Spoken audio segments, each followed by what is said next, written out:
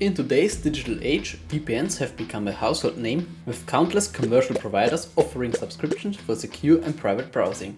But what if you want a VPN without the recurring costs? If you have a server or even a small PC like a Raspberry Pi lying around, you can transform it into your own self-hosted VPN service.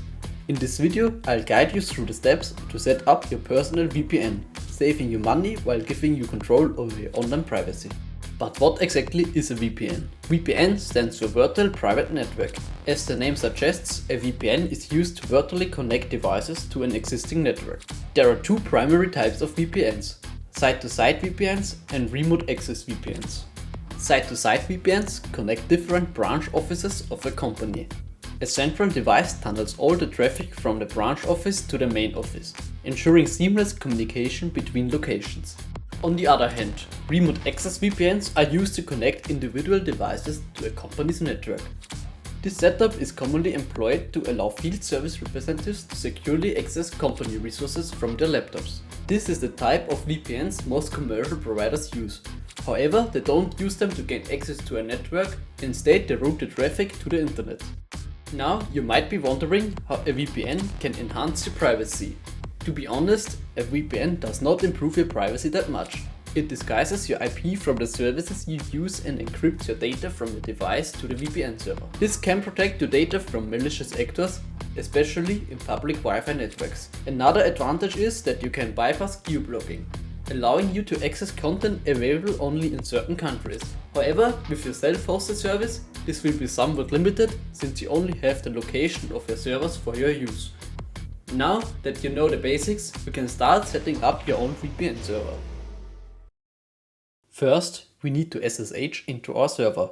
Make sure the operating system is up to date by running the commands apt-get update and apt-get upgrade with root privileges. You can find this and all other commands in the video description. Once your system is up to date, we can start installing the VPN software. For this process, I use an installation script provided by PiVPN.io. This script will guide you through the installation process. Simply follow the prompts and don't change any settings if you are unsure about them. During the installation process, I choose the OpenVPN protocol because I've had good experiences with it. However, you can also choose WireGuard if you prefer.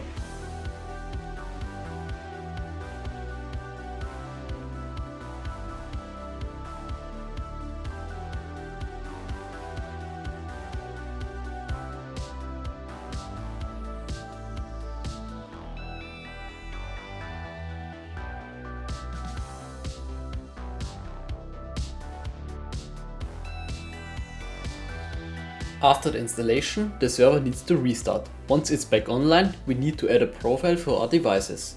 This can be done by running the command PiVPN add. We will be prompted to input a profile name, validity duration and an encryption password. In the final step, transfer the newly created profile to your end device and add it to the OpenVPN app. If you have set up the VPN on your local network, make sure to enable port forwarding in your router setting. Now that you've set up your own VPN server, you can enjoy secure and private browsing without relying on a commercial provider. By following these steps, you not only have saved money but also gained control over your online privacy. Remember, having your own VPN means you can protect your data from malicious actors, especially on public Wi-Fi networks. If you have any questions or run into any issues, feel free to leave a comment below.